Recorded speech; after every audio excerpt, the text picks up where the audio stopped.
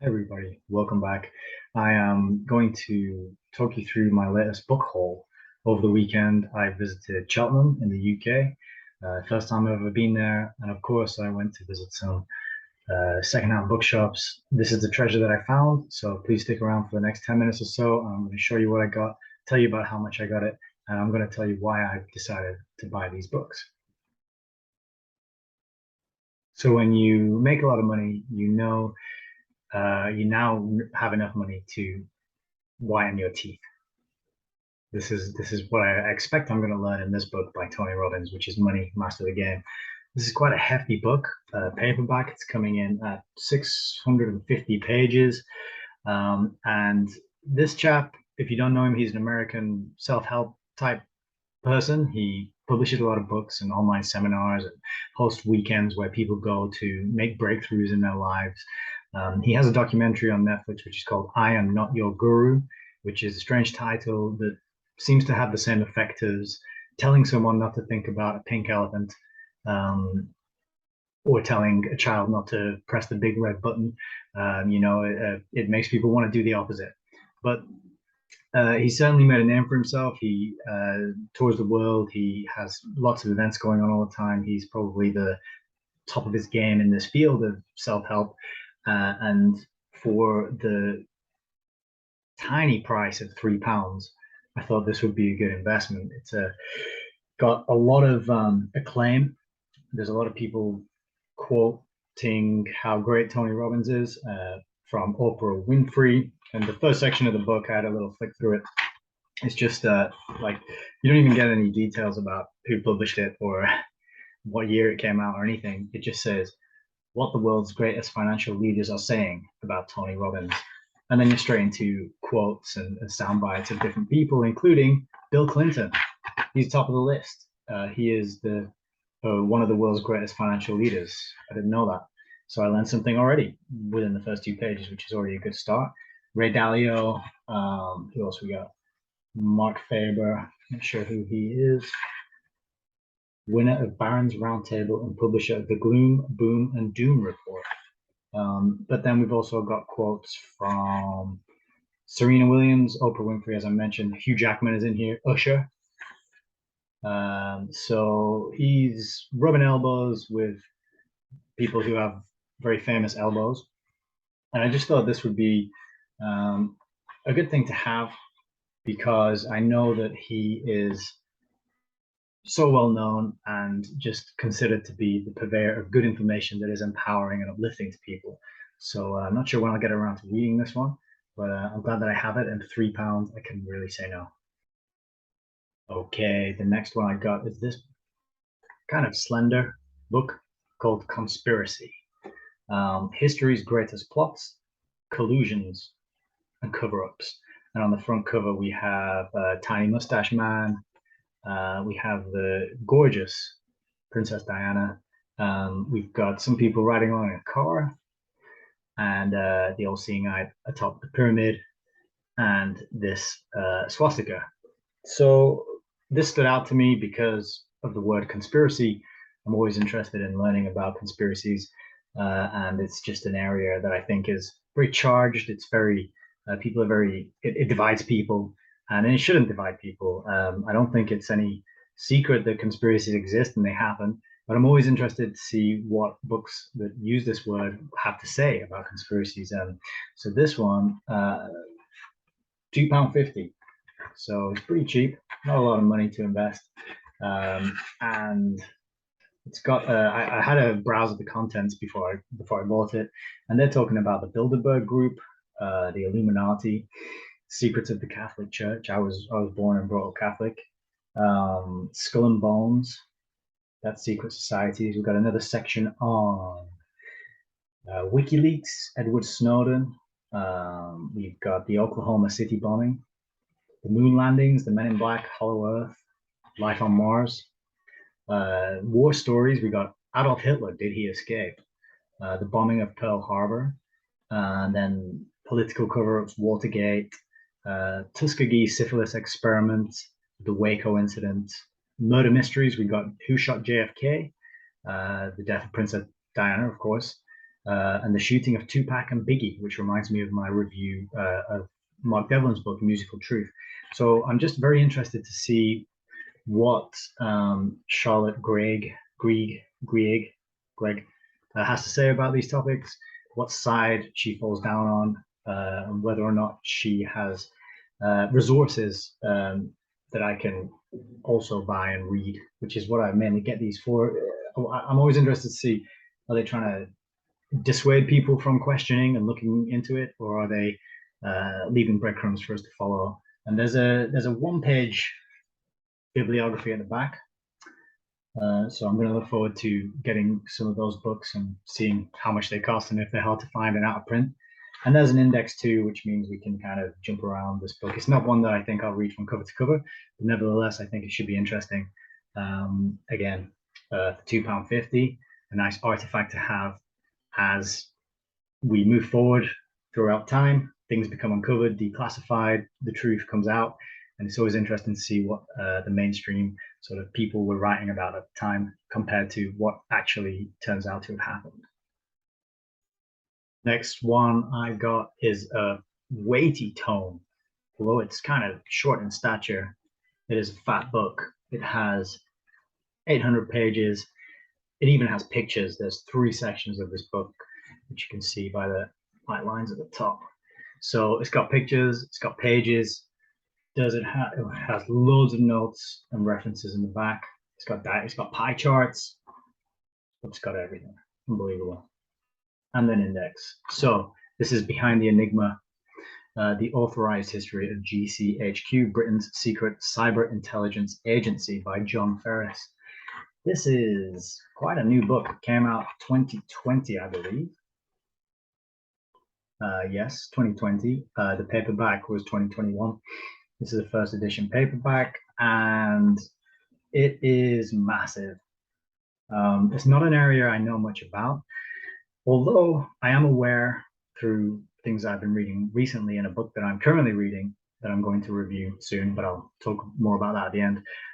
The secret, not secret, but the alphabet agencies, the 3-letter agencies, the MI5, MI6, FBI, CIA, these guys, these players they're playing, they're playing a game, and they're heavily involved in a lot of things. And we learn more about them through films and TV shows than we do through actual people and historical documents and artifacts such as this. So it's kind of nice to have this to be able to compare and contrast what we get through the TV and our Netflix and various media subscriptions versus what actually happened. And again, it's worth bearing in mind that this is the authorized history, so there's probably some things being left out of here, I would have thought. Nevertheless, I think it's going to be a nice one to have and to refer to. I probably wouldn't read this one cover to cover, but good to refer to if things pop up in my other books. The book I'm reading at the minute, as I mentioned, goes over the time period when these agencies were conceived, when the seeds were planted, which became what they are today. So that one I picked up. This one was £5. So it's a little pricier than the other ones I showed you already, but I think £5 it's a steal, brand new book, in pretty good condition. And so I couldn't say no to this. Got to have it on my shelf. I have other books in there in my library about MI6. I have huge books on MI5, and so this will go next to them as big fat books that I might never actually read, but I like to have. Only 2 more books to talk about on this particular haul, and the next one I'm going to talk about cost me £2, and this is The Ghosts of Langley, Into the Heart of the CIA. So £2. It's a hardback. It was published. It's a bit older, but the guy's written a lot of books. This is 2017. John Prados. I'm not sure how you pronounce his name. First page is a list of his books. So this guy's pumping them out. He must be doing nothing else other than sitting writing books. But he's hitting, let's have a look, quite a lot of books about Vietnam, actually. U.S. Special Forces, the CIA, the Vietnam War, national security, secret wars of the CIA, terrorism, the hidden history of the Vietnam War, Pentagon Games. Yeah, so he's taken on some pretty heavy topics. This book was £25 brand new. As I mentioned, I got that at a steep discount because I don't mind getting secondhand books, and I think it's an overlooked treasure that I have, that we all have in this country available to us, as secondhand bookshops full of cheap books that you can learn a lot of very good information from. And like all books that I tend to buy, this one has a sizable reference and index section at the end, notes, other books. I did have a little look through the bibliography, and I highlighted a few of the writers and books that I already have in my collection, just so I can kind of compare and contrast them, link them together. And David Talbot, The Devil's Chessboard, that's one of them that arrived recently, and that's a wedge as well. But again, a £2 to get more insight into the CIA, I thought that was an offer that I couldn't refuse. So I'm happy to add that one to my collection. Not sure when I'll get around to reading it, but again, it's good to have there and good to refer to and good to compare and contrast what other books are saying about these kind of topics. The last book I found, which was definitely my prize pick, and the one that I'm most happy about discovering. This one cost me £5, but it's a hardback, and it's called 17 Carnations, The Windsors, the Nazis, and the Cover-Up. And you got a picture there of a tiny mustache man and a pair of Windsors. And if you don't know who the Windsors are, Wikipedia will be there to help you with that. They weren't always called the Windsors. That is what they're currently called. They had other names at other times, but I had no idea that there was any connection between the Windsors and the Nazis, and that's probably because it was covered up. So we've got the question on the back here, which is traitor king or duped duke. And this is about Edward Windsor and Wallace Simpson's involvement with the Nazi regime. Fascinating. I had no idea this ever happened. A whole nice, good quality hardback book on the topic. Cost me £5. This was £20 brand new. Lots of references and books at the back that I can dig into and search for and keep an eye out for. And just another, well, I guess, buried chapter of history, little known chapter of history, that were it known or were more people aware of it, things might be different. Maybe people would make different decisions, and we would live in a different world. So I thought that was an important piece of evidence worth preserving. I grabbed it, didn't even hesitate, and I'm really looking forward to reading that one. Actually, I probably will read that one start to finish, and it might make a good video and a book to review in its own right. So you can see there, for £17.50, I have got many hours of entertainment in the reading and the learning of these stories and the adventures that they contain, and the characters and the mishaps and all the juicy details that are in there.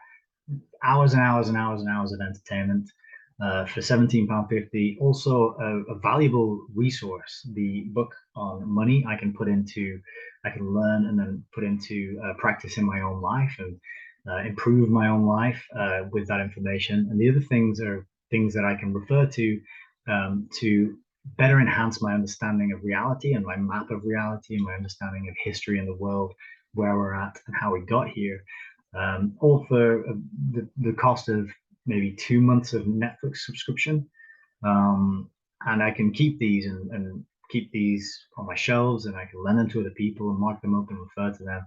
And I just think in terms of value for money, that is incredible value. £17.50 would probably get you 4, if you're lucky, pints of beer or lager here in the UK.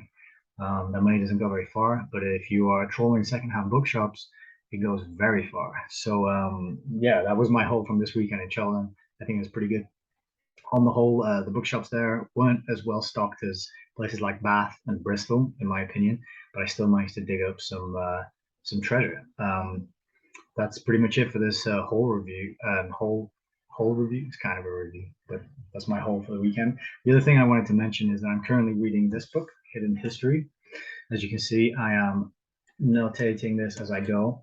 The orange tabs are for interesting stories and anecdotes and like incidents that I can pull out and talk about on these reviews and videos. But you might be able to see here, I'm not even halfway through it yet. This book is fascinating. It is fantastic. I'm going to power through, and next week I'm going to give my full in-depth review about this book, the incredibly valuable kind of worldview changing information that is held within it. So keep an eye out for that video. I will get it uploaded and published in a week's time, and I hope to see you then.